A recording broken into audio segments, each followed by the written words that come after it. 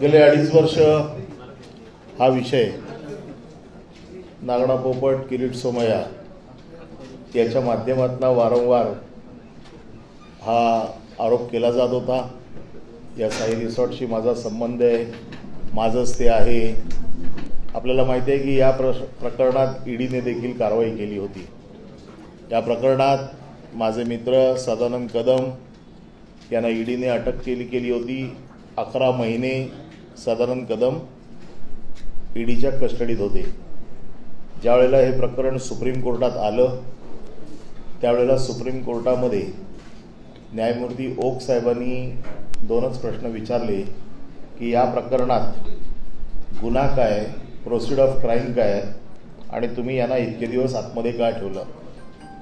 त्यावर ईडीच्या वकिलांनी शरणागती पत्करली। शब्द शरणागती आहे, म्हणजे जो कोर्टाच्या भाषेत शरणागती शब्द आहे तो ऑर्डरमध्ये आलेला आहे। आणि त्यांनी सांगितलं आमचं कुठलंही ऑब्जेक्शन नाही, तुम्ही त्यांना सोडून द्या। यावरती 11 महिने कशासाठी ठेवलं हा प्रश्न निर्माण झाला। यावर मी येतोच, पण त्याचबरोबर सतत हे रिसॉर्ट गैरमार्गातनं पैसे कमवून बांधलेलं आहे, त्याची ईडीची चौकशी झाली। त्या प्रकरणात कुठल्याही प्रकारचे पुरावे ईडीला सापडले नाहीत।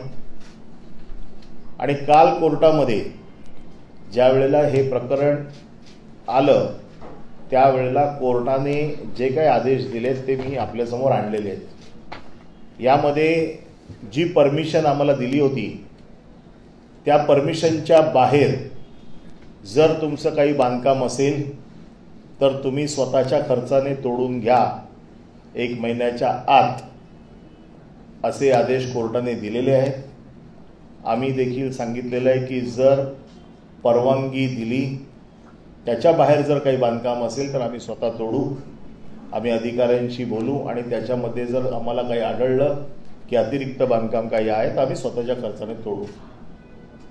याचा अर्थ असा होतो की आम्हाला परवानगी दिलेली जेवढी आहे तेवढं बांधण्याचा अधिकार त्या साधारण कदमांना होता।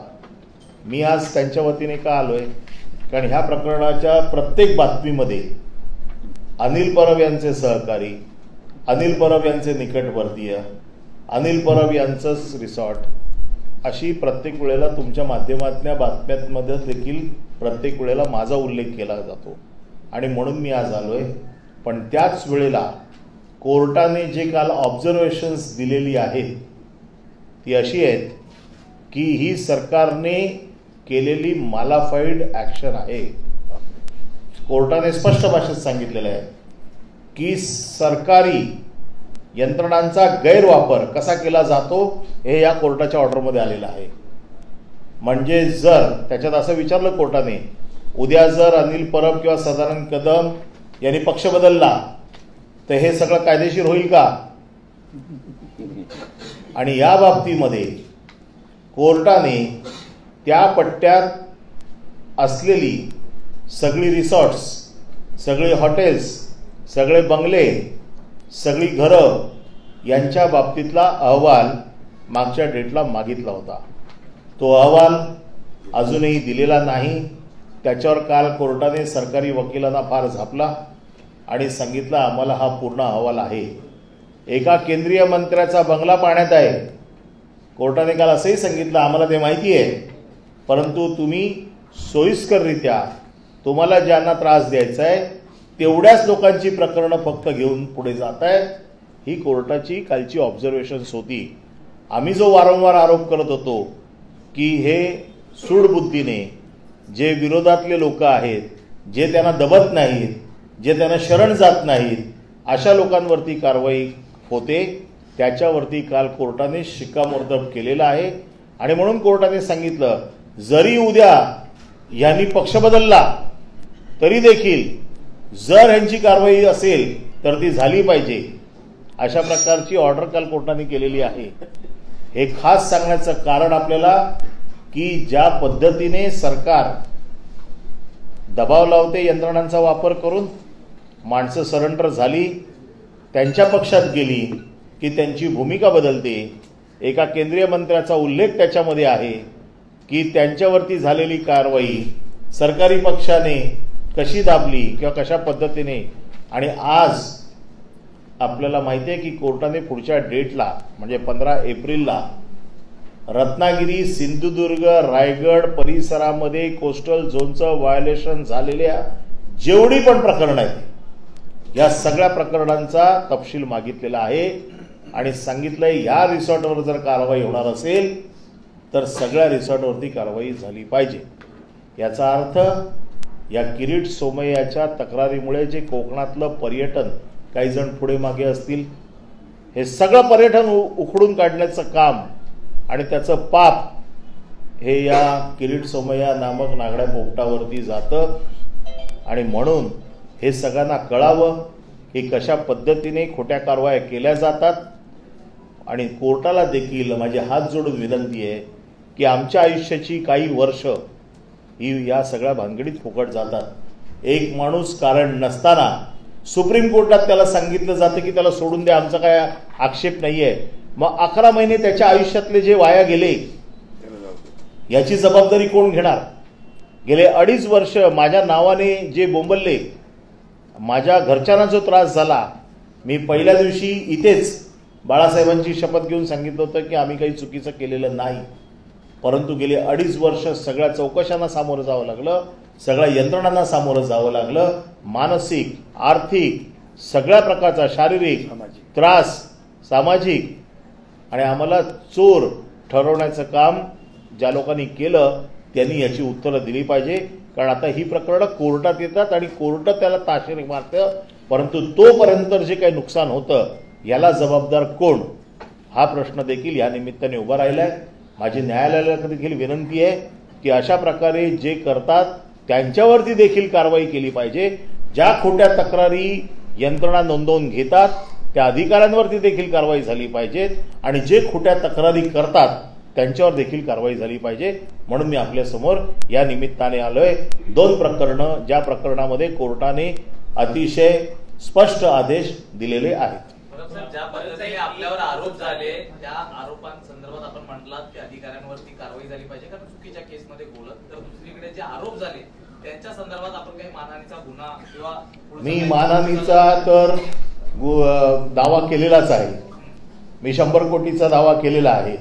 आता एक तर 100 कोटी त्यांनी द्यावं, नाही तर पुन्हा एकदा कपडे उतरवायला मी तयार आहेच. नेमकी आपल्यावरची कारवाई झाली की आपण कोर्टाचं निरीक्षण होतं की मलाफाईड इंटेन्शनने झालेली कारवाई होती. नेमकं हे मलाफाईड इंटेन्शन नेमकं कुणाच असावं असं आपल्याला वाटतंय? किरीट सोमय्या यांनी केलेल्या खोट्या तक्रारीवरती ही कारवाई झालेली आहे. आणि त्याच्यामध्ये नाही पॅरेग्राफ 10 आहे. नाही ते तर आपल्या ऑर्डरमध्ये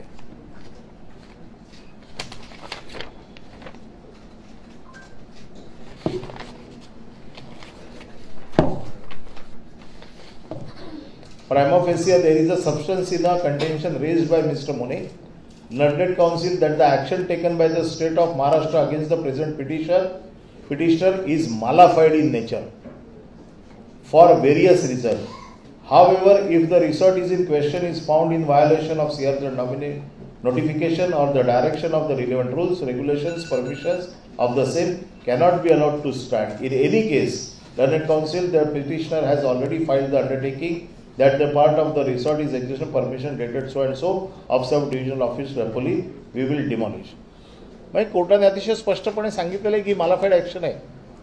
आणि ज्या वेळेला कोर्टात मालाफाईड ॲक्शन ठरते त्याअर्थी माझा जो दावा आहे त्यांच्यावरती मानहानीचा तो आता याच्या पुढे सुरू होईल.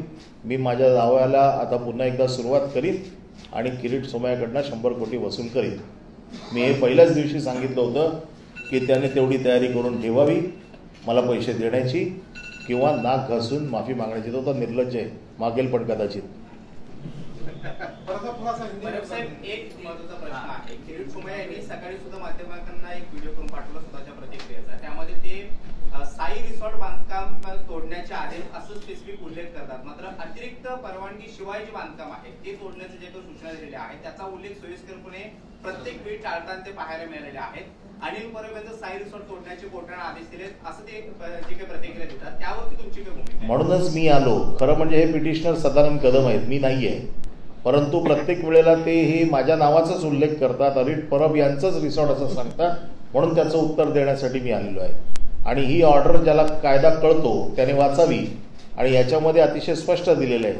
आणि आम्ही स्वतः मान्य केलेलं आहे की जर याच्यामध्ये बांधकामाला दिलेली परवानगी याच्या व्यतिरिक्त जर अतिरिक्त बांधकाम असेल तर ते आम्ही आमच्या स्वतःच्या पैशाने तोडू असं आम्ही म्हटलेलं आहे. कोर्टाने आदेश दिलेले नाहीत, आम्ही स्वतः हे मान्य केलेलं आहे की जर परवानगी, याचा अर्थ तिथे परवानगी होती, म्हणजे याचा अर्थ जो किरीट सोमय्या दगड तो घेऊन जात होता ना हातोडा, आता हा हातोडा उलटा कोर्टाने त्याच्या टाळक्यात आणलेला आहे. आणि त्यामुळे हा जो काय अतिरिक्त जर बांधकाम असेल तर ते तोडायची आम्हीच मागणी मान्य केलेली आहे. आणि किरीट सोमय्या जे वारंवार सांगतात आणि त्याला प्रसिद्धी मिळते, आणि म्हणून मी आज इतक्या दिवसांनी शेवटी हे सिद्ध झाल्यावरती आपल्या समोर आलेलो आहे. हा त्याने थर्माकोलचाच मारला, पण कोर्टाने खराखोरा मारला ना. निवडणुका किंवा सत्ता केंद्र हे डोळ्यासमोर ठेवूनच या संपूर्ण कारवाया झालेल्या आहेत का? तपास यंत्रणांचा चुकीच्या पद्धतीने वापर झालाय का? तपास यंत्रणांचा वापर विरोधी पक्षाच्या फक्त लोकांसाठी केला जातो आणि विशेषतः जे झुकत नाहीत, जे दबत नाहीत, अशा लोकांच्या विरोधात जास्त प्रभावाने केला जातो. घाबरवून लोकांना दाबणं हाच त्याच्या पाठीमागचा मूळ उद्देश असतो. कदाचित मी जर गेलो असतो दुसऱ्या पक्षात तर हे रिसॉर्ट अजून 5 मजले वाढवायला परवानगी मिळाली असती. मुंबई उच्च न्यायालयाने प्रदीप शर्मा यांच्या विरोधात जो गुन्हा होता कन्व्हिक्शन कायम ठेवलेला आहे. सत्र न्यायालयाने त्याला सिद्ध केलं हायकोर्टाने आणि जन्मठेपेची शिक्षा कायम ठेवली. नाही, याच्या बाबतीत आम्हाला जास्त काही माहिती नाही, त्याच्यामुळे त्यावरती बोलणं आम्ही उचित ठरवणार नाही. दुसरीकडे महाविकास आघाडी पॉलिटिकल राजकीय प्रश्नांकडे येतोय की महाविकास आघाडीचा नाही, आजची विशेषतः ही पत्रकार परिषद घोसाळकर साहेबांची होती आणि हा विषय मी मुद्दामून आजच ऑर्डर झाली म्हणून तुमच्या समोर दाखवला. बाकीचे प्रश्न रेग्युलर पत्रकार परिषदेत. धन्यवाद.